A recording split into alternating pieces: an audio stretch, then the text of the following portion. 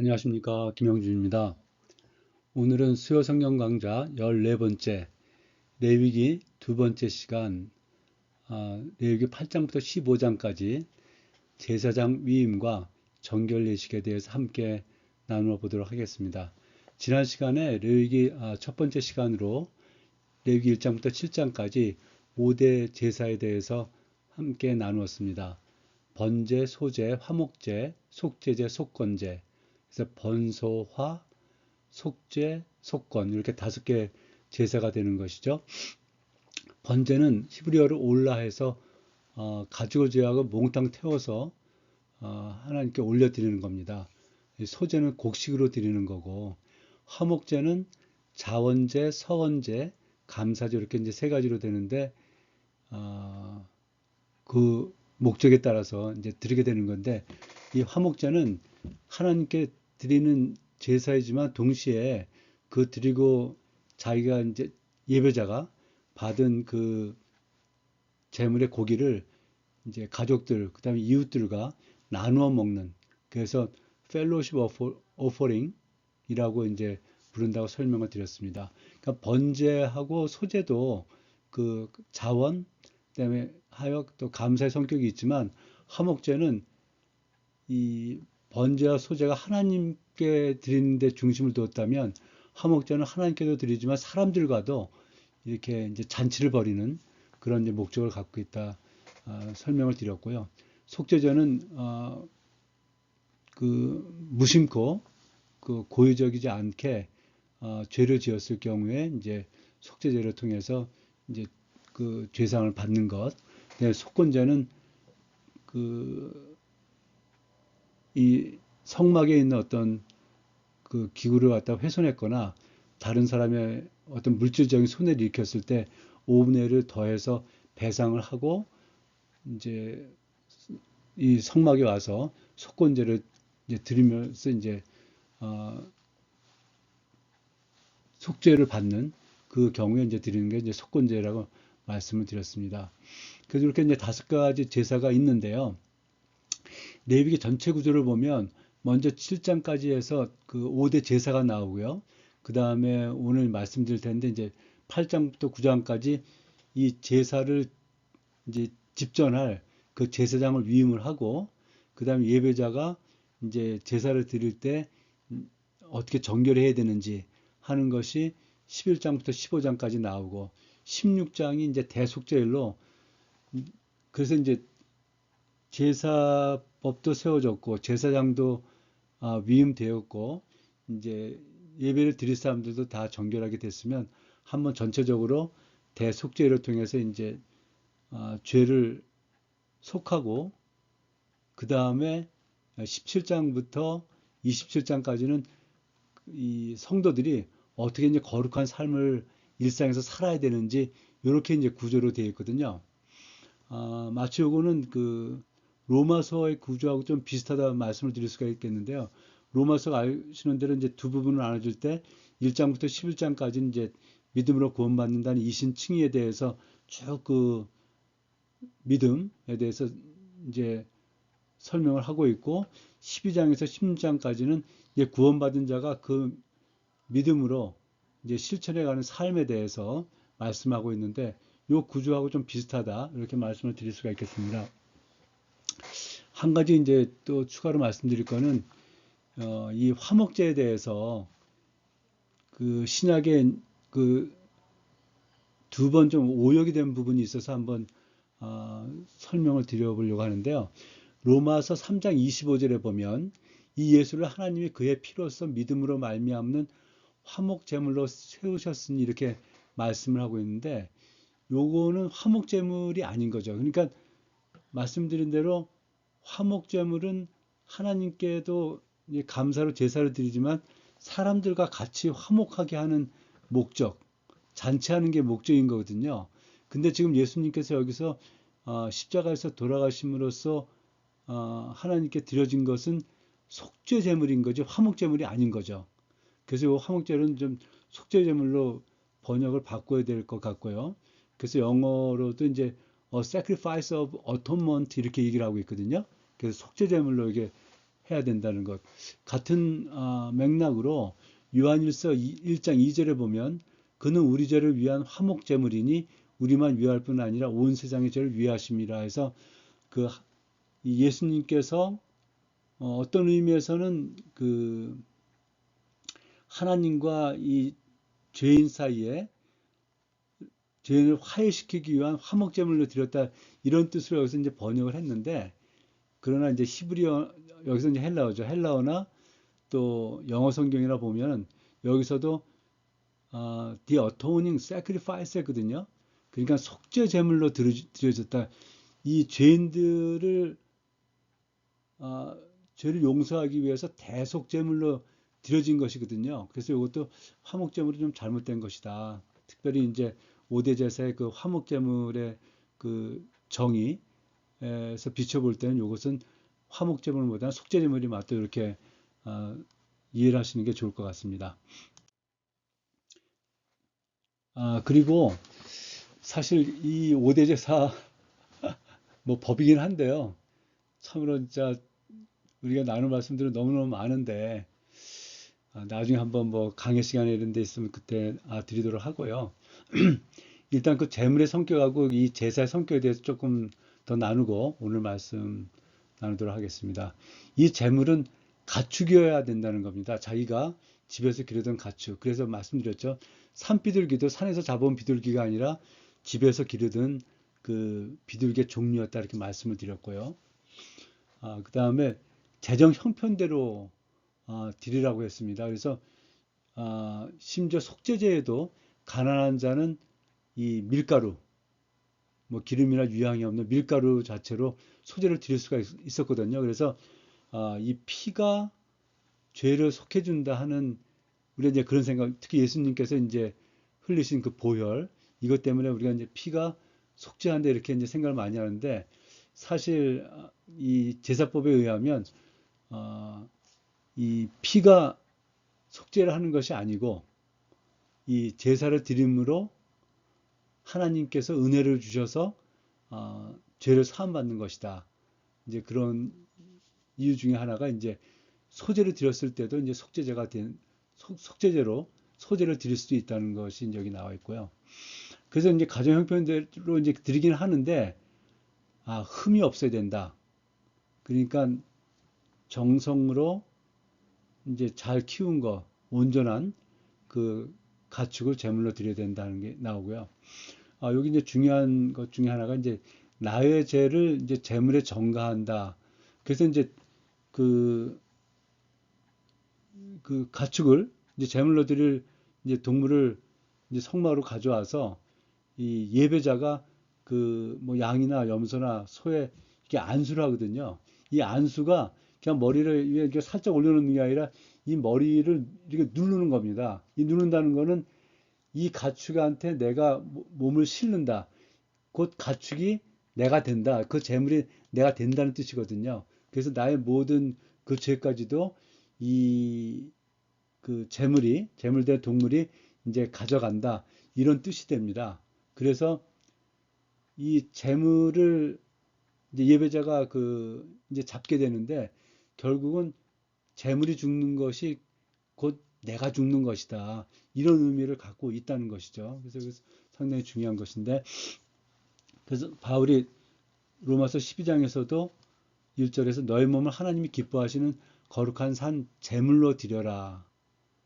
그때 이제 제물이 여기 나오는 이제 제물하고 같은 의미가 되겠죠. 그래서 우리가 제물로 이제 하나님께 드려졌다. 이제 이런 의미가 되겠습니다. 그리고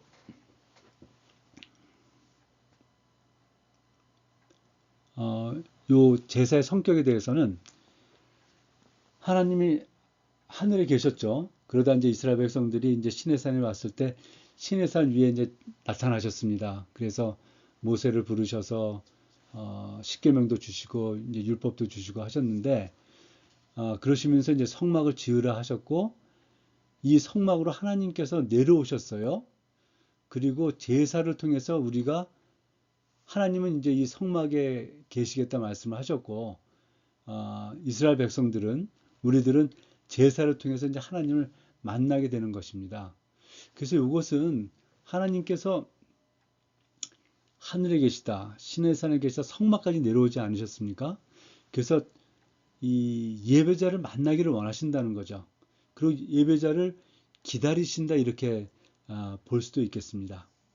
그래서 하나님께서 얼마나 예배를 이제 기쁘게 받으시는지, 그러나 여기 제물의 성격과 그 제사법에 나온 것처럼 이렇게 규례대로 법대로 그 제사를 드려야지 막 드리면 안 된다는 게 이제 좀 이따 나올 텐데, 이제 그런 예배자의 어떤 자세나 이런 것들은 꼭 지켜나가야 되는 거죠. 근데 하나님은 그런 예배자를 만나기를 원하시고 기다리신다. 이것을 말씀드릴 수가 있겠고요. 그 다음에 이제 제물될 동물을 이제 성막으로 갖고 오면 예배자가 제물을 직접 잡았습니다. 그 제사장이 잡는 게 아니고요. 그 대부분 이 제물을 이제 각을 뜨고 뭐 가죽을 벗기고 이런 일들은 다 예배자가 했어요. 그러니까 힘든 일들은 다 예배자가 했다는 겁니다. 여기에서 이제 예배자 어떤 능동적인 참여에 대해서 말씀을 드릴 수가 있겠고요. 그래서 오늘날 우리가 이제 교회에서 예배를 드리는 모습, 마치 요즘 이제 예배자는 좀 심하게 얘기하면 좀 구경꾼 같이 이렇게 이제 목사님께서 예배 인도하시는 것을 좀 따라가는 수동적인 그런 좀 입장이다 이렇게 볼 수가 있는데, 구약에서의 제사는 예배자가 상당히 능동적으로 참여했다. 이 모습을 통해서 우리도 예배에 참여할 때 어떻게 이제 참여를 할 것인가, 또 예배에서 우리가 이제 봉사하고 이렇게 할 때 이제 어떤 자세로 해야 될 것인가, 이런 것도 한번 생각해 볼 수 있겠습니다. 그리고 제물을 이제 제단에서 드릴 때 이 향기로운 냄새, 플리징 아로마 해서 하나님께서 이 예물을 기쁘게 받으신다 하는 것이 이제 상징적으로 이렇게 표현된다 이렇게 말씀을 드릴 수가 있겠습니다. 그래서 그 이 1장 7장에서는 이제 번제, 소제 이렇게 해서 좀 어떻게 볼까요? 이제 기본적인 것만 나왔었는데 민수기 15장에 가면 이 번제 화목제를 드릴 때 소제와 전제를 함께 드리는 규정이 나옵니다. 그러니까 이제 번제를 예를 들어 뭐 소로 드리든지 염소로 드리든지 할 때에 그 가축만 드리는 게 아니고 그때 소제 그 밀가루하고 거기다 이제 기름하고 이제 유향을 섞은 거, 그 다음에 포도주를 갖다 같이 이렇게 이제 드렸습니다. 한꺼번에. 그것이 이제 그러니까 레위기에 나오는 이 제사법은 이제 기본적인 거고, 그것이 실질적으로 이제 드려지기 시작할 때는 번제 화목제에 그 소제와 전제가 함께 드려졌다. 그래서 이제 민수기 15장에 그 부분이 상세히 이제 나오고 있다 이렇게 말씀을 드릴 수가 있겠고요. 그리고 이제 계속 그 제사법에도 가난한 자는 이제 값이 덜 나가는 것, 뭐 자원제지만 그 가축으로 번제를 드릴 수 없는 사람은 곡식으로 드릴 수 있다. 이런 식으로 이제 그 가난한 자들에 대한 이제 배려가 뭐 속죄제에도 말씀드렸죠 나오고 있지 않습니까? 그래서 참 하나님께서 우리들의 그 세심한 그 부분까지 살피고 계시다. 그래서 너희가 정말 그 가난하다고 나를 예비하지 못하는 것이 아니다. 가난해도 얼마든지 예배를 할 수가 있다. 그런 어, 뭐 부가난 이런 게 문제가 아니다. 예배자 너의 그 나를 사랑하는 마음, 그다음에 예배를 드리고자 하는 마음, 그거를 하나님은 기쁘게 받으신다. 이렇게 지금 이제 1장 7장 1절부터 7장까지 보면서 그런 것이 좀 묵상이 되어지고요. 이건 넘어가야 되겠습니다. 예. 그래서 이제 8장 9장에 그 제사장 위임식이 나오는데 이제 제사법이 나왔으니까 이 제사를 집전한 이제 위임 제사장이 있어야 되겠죠. 그래서 하나님께서 이제 모세에게 명령을 하셔서 아론과 그의 아들들, 그다음에 위임식에 필요한 물품들을 회중 앞에서 이제 준비하게 하시는데 이때는 이제 모세가 하나님의 대리인으로서 그 제사장들을 위임하는 그 위임식을 리드를 하고 있는 거죠. 그래서 이제 모세가 아론을 씻겨서 정결하게 하고 제사장 복장을 입힌다. 이건 출애굽기에서 제가 설명을 드렸는데 애굽 흉패관 쫙 있죠. 그다음에 성막과 기구들을 기름을 발라서 이제 거룩하게 하고 그다음에 아론과 아들들에게도 이제 기름을 부어서 이제 거룩하게 하고 그리고 이제 속죄제 수송아지를 먼저 드립니다. 그래서 제사장도 먼저 속죄를 하고 그 다음에 번제 수양을 드려서 이제 이 번제는 이제 자원에서 드리는 거라고 하지 않았습니까? 그 번제는 모두 태워드리는 거라고 하지 않았습니까? 그래서 이건 이제 헌신, 속죄와 헌신, 그 다음에 이제 위임제물 수양을 드리고 그 다음에 그 수양의 피를 아론과 그의 아들들의 오른쪽 귓불, 그 다음에 엄지, 손 엄지, 오른발 엄지에 이제 바르는 그런 이제 절차를 따르게 되는데, 요것은 이제 청력, 행위, 행복 모두 하나님의 뜻에 이제 순종해야 된다. 이 피를 바름으로 제사장으로 위임받는 사람은 이렇게 그 하나님의 뜻에 온전히 순종해야 된다 하는 것을 어떤 상징적으로 보여주는 그런 절차가 되겠습니다. 그리고 또 기름과 피를 옷에 뿌려서 이제 거룩하게 해서 그들을 성별하는 거고요. 그런 다음에 이제 위임식 고기를 회막에서 먹고 요 수양이겠죠. 7일간 머무르면서 직무를 수행한다. 이제 이 제사장들이 제사를 드릴 어떤 절차나 이런 것들을 이 7일 동안에 이제 연습도 하고 이런 이제 과정들이 되겠죠. 이 7일간에 그런 이제 7일간 머무르면서 직무를 수행을 하게 됩니다. 그 다음에 이제 제8일이 이제 7일이 지나고 제8일이 되었을 때 모세가 아론과 백성에게 이제 속죄제, 번제, 화목제, 소제를 준비를 하게 합니다. 그래서 제8일은 이제 위임식은 지난주에 끝났고 제사장 직무가 실제로 시작되는 새로운 출발의 날이 되는 것이죠. 그래서 아론이 자기와 백성을 위한 속죄제와 번제를 먼저 드리고요. 백성을 위한 제사로 이 속죄제, 번제, 소제, 화목제를 이제 집례를 하게 됩니다. 그리고 이제 아론이 백성을 축복하고 회막에서 이제 나오게 되었을 때 그때 하나님의 영광이 나타나면서 불이 나와서 이 제단에 있었던 남은 그 재물을 갖다 이제 삼켜버리는 그 장면이 나오게 되는데 이때 백성은 소리 지르며 엎드려 경배했다고 이제 개혁성경이 말씀하고 있는데 영어 성경에서는 이 소리 지르며를 shouted for joy 해서 기쁨으로 소리 질렀다. 그러니까 하나님께서 우리들의 제사를 받으시고 나타나셨다. 이것에 대해서 백성들이 너무나 기뻐서 그 소리 지르면서 하나님께 경배했다. 이렇게 말씀하고 있습니다. 이것은 하나님께서 제사를 받으시고 아론의 제사장직을 이제 승인하셨음을 우리가 이제 보여주는 것이다. 이렇게 말씀을 드릴 수가 있겠습니다.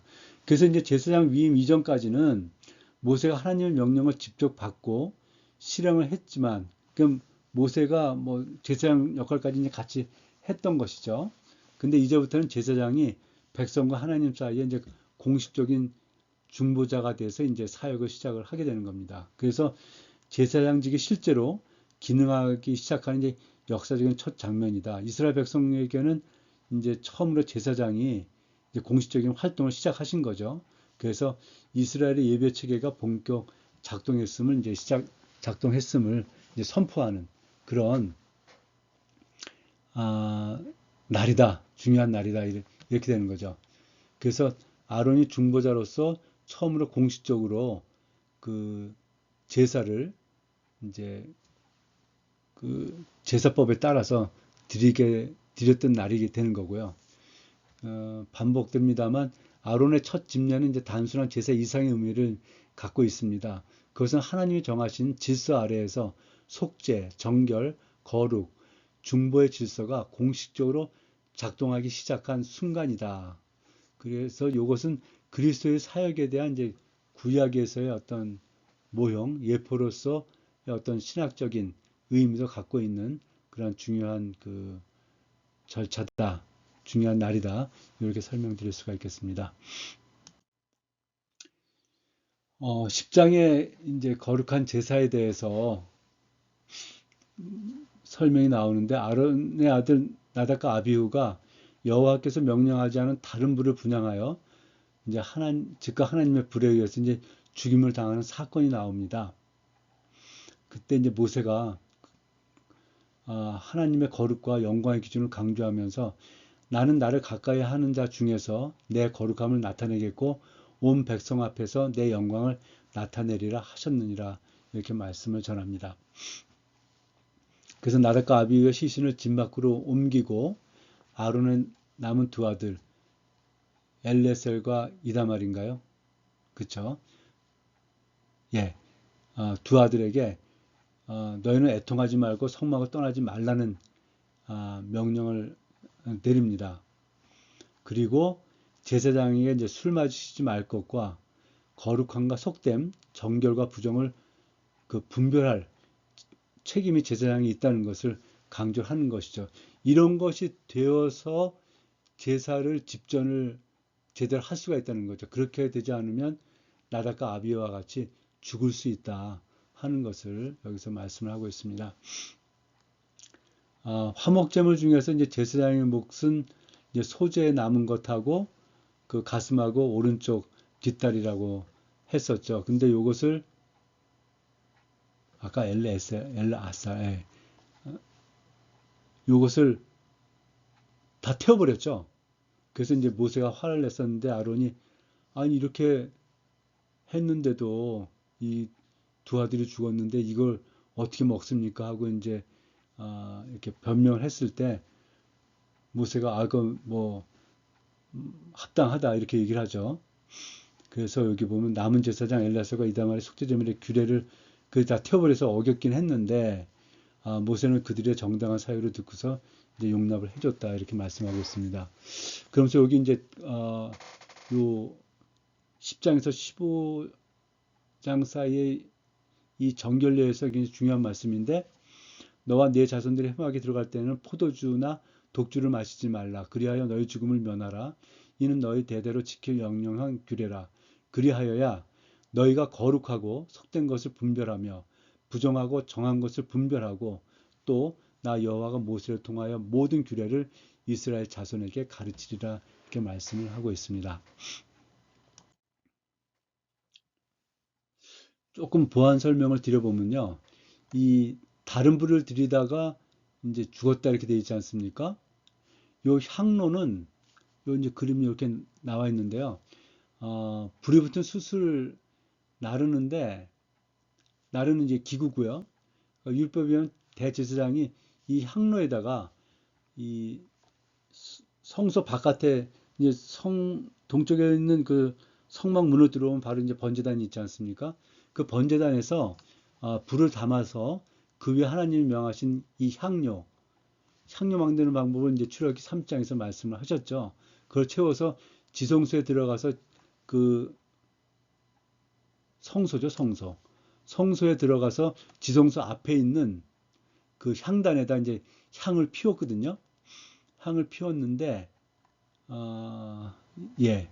여기 이제 이 향료는 내가 여호와를 위하여 만들 향은 거룩한 것이니 너희를 위하여는 그 방법대로 만들지 말라 했을 때 요 향 만드는 방법이 나와 있었고요. 예, 여기서 요 다른 불 할 때 다르는 이방의 낯선 타인에 의해서 이 unauthorized라고 이렇게 이제 영어 성경 표현을 하고 있습니다. 그래서 이제 다른 불을 들였다는 것은 뭐냐? 이제 아마도 그 성소 일을 하기 전에 독주를 마신 것으로 이제 이해가 됩니다. 왜냐하면 이제 모세가 구절에 가서 너희들은 독주를 마시지 말며 이렇게 얘기했었다는 얘기는 아마도 나답과 아비후가 이제 술을 마시고 이 이제 향단에 그 향을 피우는 일을 하려고 하지 않았겠나. 그리고 아마도 이 다른 불을 아, 담아드렸다는 것은 제단불을 꺼트리는 것이 아닌가. 그래서 불을 새로 이제 가져와서 자기들이 임의를 가져와서 하는 바람에 하나님께 이제 심판을 받았다 이렇게 해석을 할 수가 있겠습니다. 그리고 6절에 보면 모세 아론과 그의 아들 엘라살과 이다말에게 너희는 머리를 풀거나 옷을 찢지 말라 이렇게 얘기하지 않았습니까? 그러면서 그래야 너희가 죽음을 면하고 여호와의 진노가 온 회중에게 미침을 면하게 해라. 이렇게 하면서 오직 너희 형제 이스라엘 온 족속은 여호와께서 치신 불로 말미암아 슬퍼할 것이니라. 그러니까 이제 하나님께서 이 나답과 아비후를 심판을 했는데 이 사건에 대해서 공적으로 너희들이 슬퍼하면 안 된다. 그리고 이 심판에 대해서 하나님의 거룩하심에 따라서 심판한 것을 인정해라 하는 뜻으로 너희는 그러니까 공적으로 슬퍼하지 말라, 이렇게 애통하지 말라 이렇게 이제 명령을 한 것이죠. 그래서 하나님의 임재 앞에서는 감정보다 거룩함과 질서가 우선되어야 한다는 이제 원칙을 말씀을 해 주셨고요. 그래서 제사장의 불순종이나 부적절한 반응은 공동체 전체에 영향을 줄 수 있음을 보여주고 있고, 제사장은 단지 개인이 아니라 공동체를 대표하는 영적 지도자이기 때문에 그들의 태도와 행동은 매우 중요했다 이렇게 말씀을 드릴 수가 있겠습니다. 그래서 제사장이 드리는 그 제물은 이 수소 아니었습니까? 그리고 이제 평민이나 족장이 드리는 그 이제 수염소, 뭐 양 이거보다 이제 더 등급이 높았죠. 제물의 등급이 그렇게 이제 취급이 되어졌다 이렇게 말씀을 하고 있습니다. 예, 그다음에 이제 정결례에 대한 내용이 이제 15절까지 나오는데요. 살펴보겠습니다. 먼저 11장 이제 1절 8절까지는 육지동물 중에서 정결한 동물은 굽이 갈라지고 되새김질하는 동물이다. 주로 이제 소나 양 같은 돼지처럼 이제 굽은 갈라졌지만 되새김질 안 하는 것은 부정하다 이렇게, 그러니까 부정한 동물에 대해서 말하고 있고요. 물에 사는 동물 중에선 지느러미와 비늘이 있는 것은 정결하지만 뱀장어나 어떤 갑각류 이런 것들은 이제 부정하다. 공중의 짐승 중에서는 부정한 새들, 그러니까 독수리매, 올빼미에서 대부분 이제 맹금류라고 하죠. 이제 육식을 하는 조류들은 부정하다.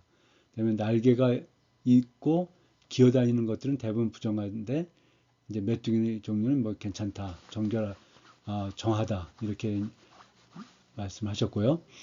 그리고 이제 부정한 동물의 시체를 만지면은 부정해지는데 옷이나 글이나 물도 부정해진다.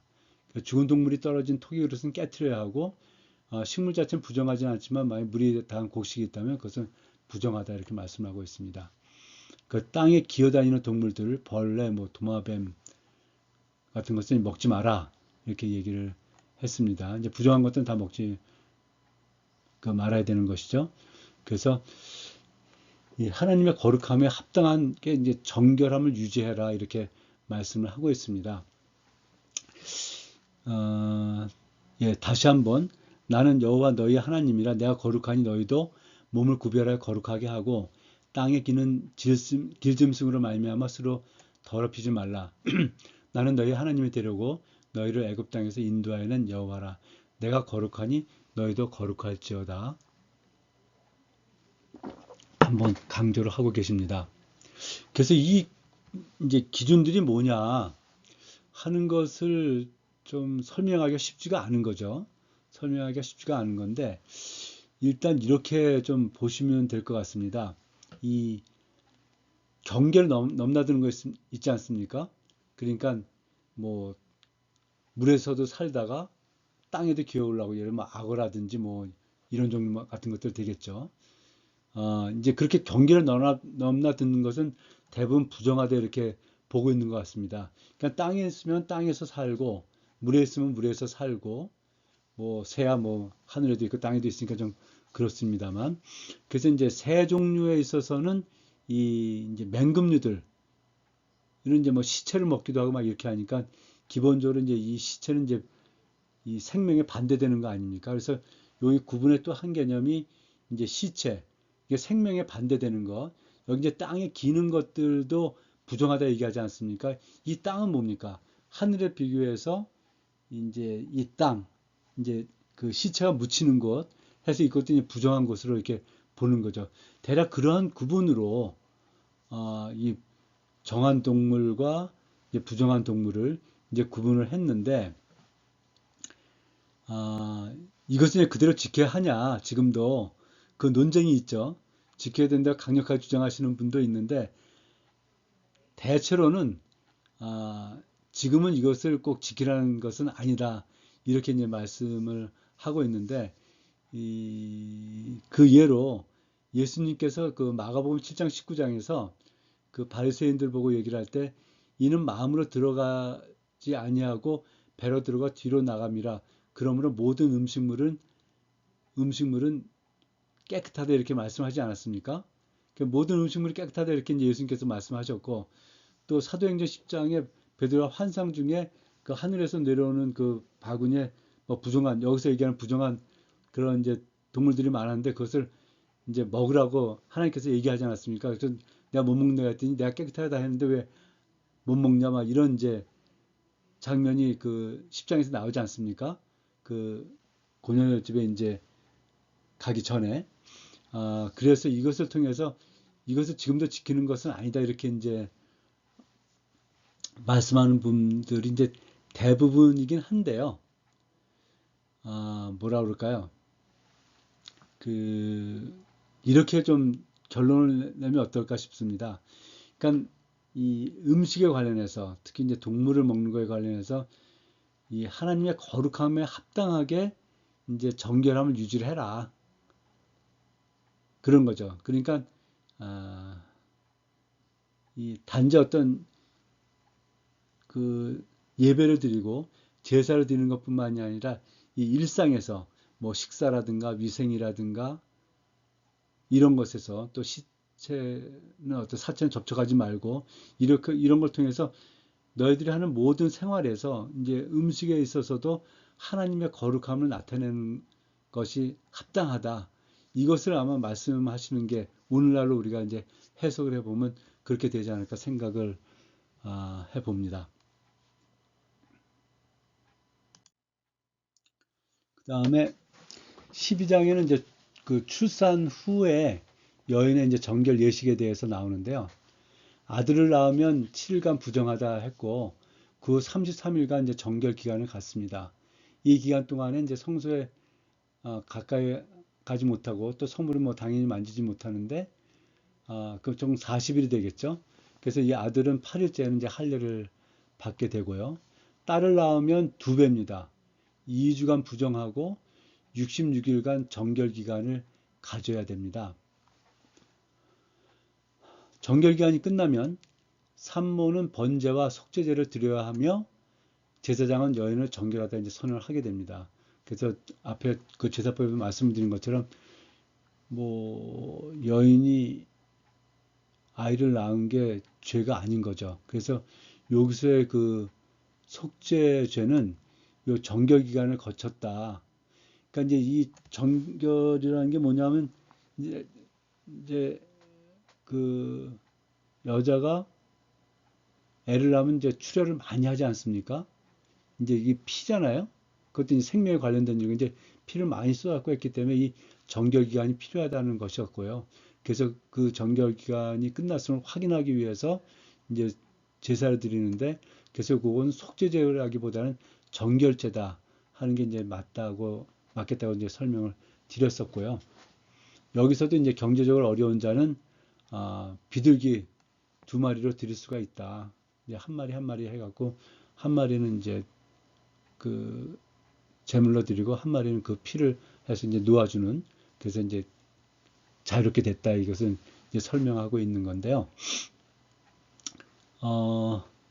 누가복음 2장 22절, 24절에 그 예수님을 낳고 그 마리아와 요셉이 이제 모세의 법대로 정결 예식의 날이 참에 정결 예식의 날은 40일이 되겠죠. 여기서 이제 예수님 아들을 낳았으니까 참에 아기를 데리고 예루살렘에 올라가니 또 주의 율법대로 산비둘기 한 쌍이나 혹은 어린 집비둘기 둘로 제사하려 함이더라 이렇게 말씀을 하고 있습니다.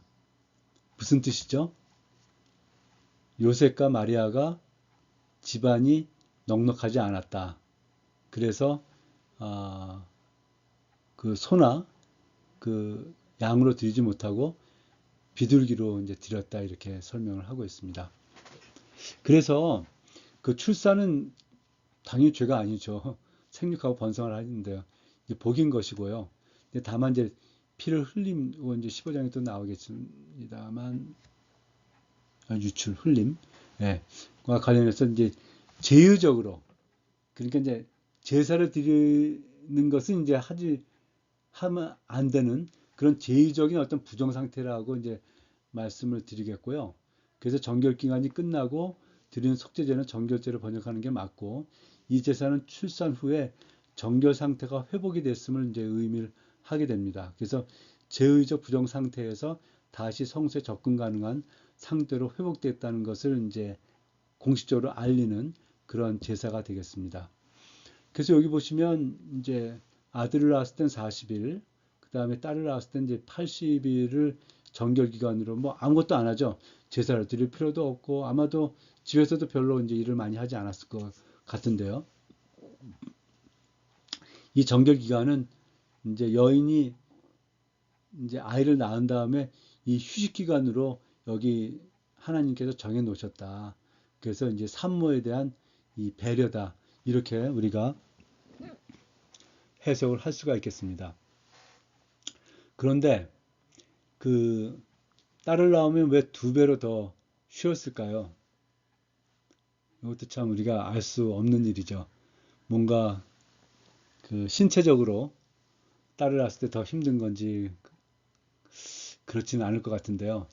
그래서 이제 사람들이 이렇게 궁리를 해볼 때 아마도 이건 좀 약간 상징적인 그런 의미가 있을 것이다. 왜냐하면 이 딸은 장차 또 다른 생명을 이제 낳는 여인이 되는 거 아닙니까?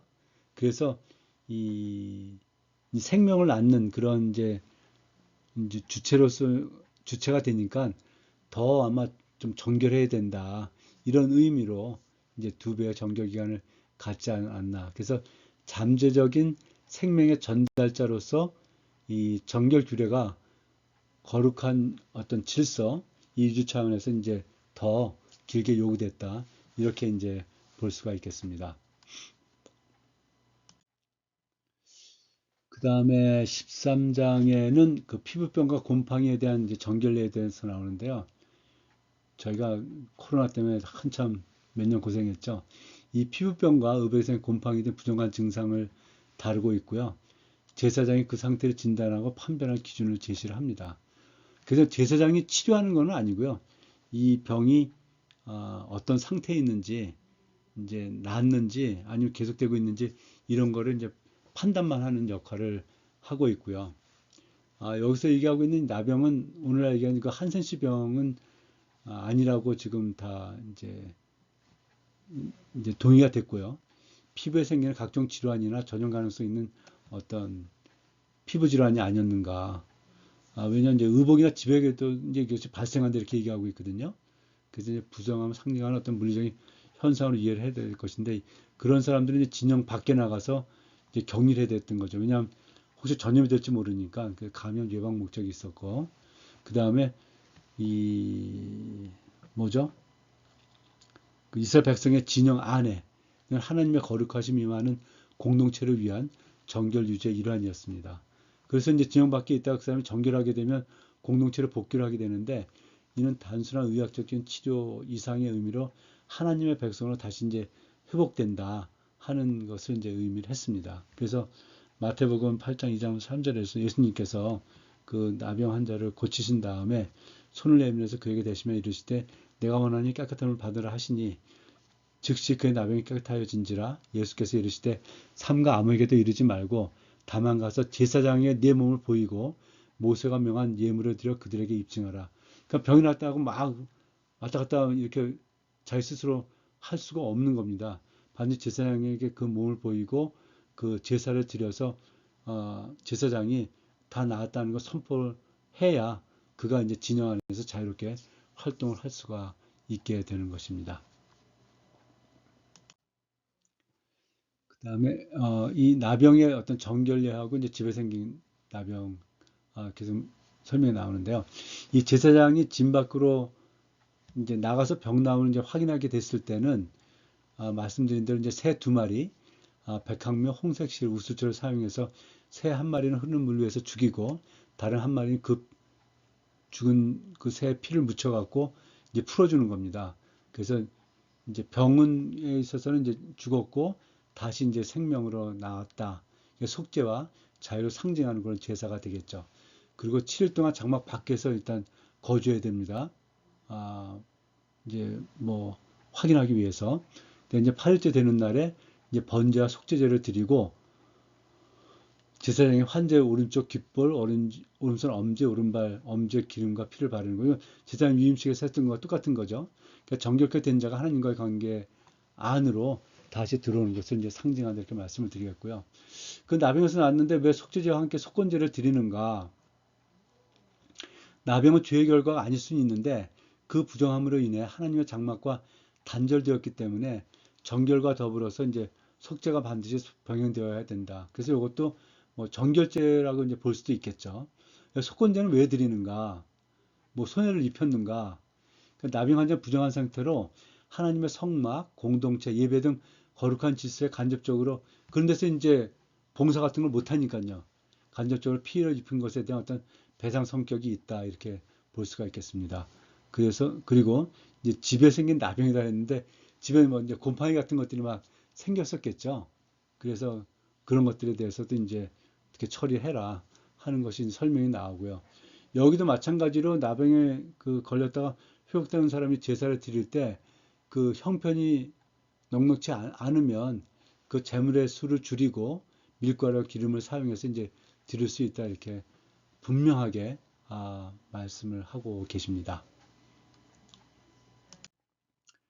다음에 마지막 장편인데 유출에 대한 정결례.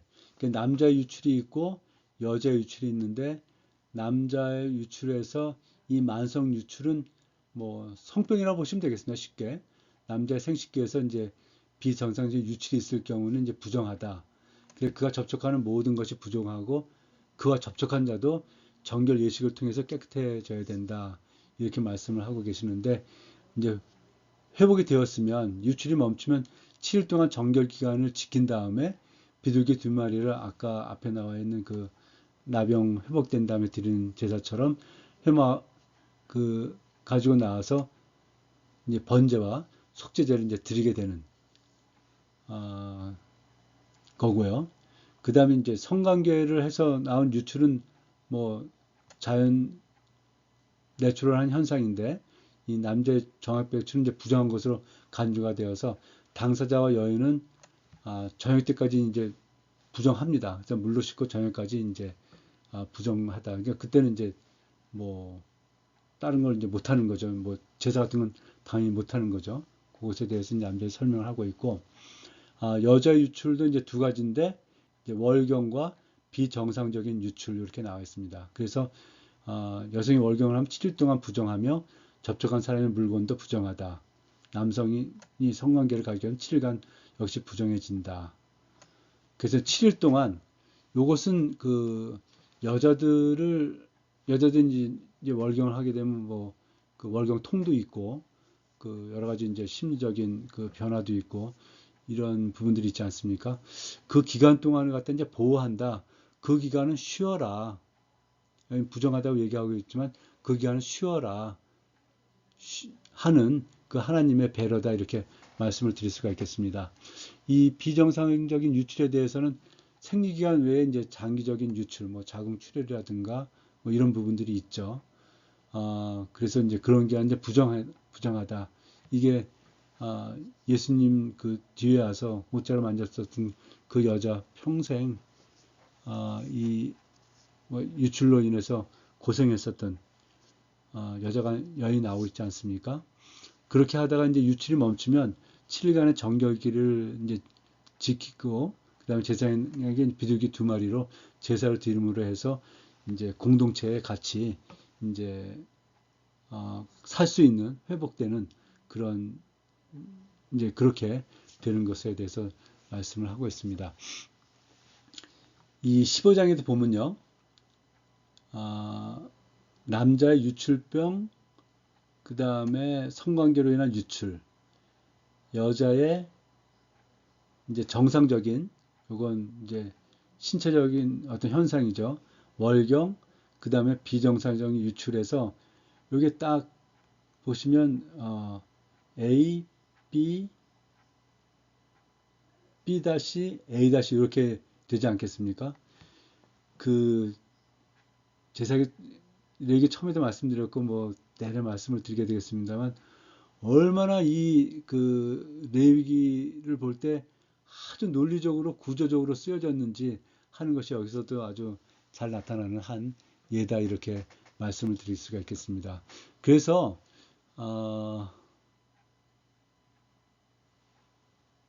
오늘 그 말씀들이 이제 이 거룩과 속됨, 그 다음에 정결함과 부정함 이렇게 이제 구분이 되지 않습니까? 거룩함은 이제 하나님께 속한 것이고 이제 속된 것은 이 저속하다 그런 뜻이 아니고요. 이제 하나님 밖에 있는 것들, 이제 세상에 있는 모든 것들은 그냥 속되다. 속세라고는 좀 비슷하게 되겠네요. 하나님 편이 아닌 것. 그래서 이제 반드시 뭐 죄가 되고 뭐 저속할 그런 뜻은 아닙니다. 그래서 거룩이 있고 속됨이 있고, 그다음에 이제 부정한 게 있고 이제 정결한 게 있지 않습니까? 여기서 이제 부정하다는 게 보셨겠지만은 무슨 더럽고 이런 것이 아닙니다. 단지 제사를 드릴 수 없는 상태다 이런 것을 좀 말씀하고 있지 않습니까? 그래서 이런 구별은 어떤 도덕적인 구분이 아니라는 거죠. 그러니까 하나님의 임재 앞으로 나아가는 하나님께 드리는 예배 자격과 관련된 그런 구분이다. 이렇게 이제 설명을 드릴 수가 있겠습니다. 그래서 오늘 그 15장 31절에서도 너희는 이와 같이 이스라엘 자손이 그들의 부정에서 떠나게 하여 그들 가운데 있는 내 성막을 그들이 더럽히고 그들이 부정한 중에서 죽지 않도록 할지니라 말씀하셨습니다. 그래서 예배를 드리는 자는 자신이 어떠해야 되는지 또 재물은 어떻게 해야 되는지 어떤 것을 이제 가져와야 되는지 이것을 정말 뭐라고 해야 되나요? 경외함으로 경외함으로 이렇게 갖고 와서 제사를 드려야 한다 하는 말씀을 드리고 있습니다. 예, 오늘 그 정결 예식 그리고 그 제사장에 대한 위임식에 대해서는 여기까지 설명을 드리고요.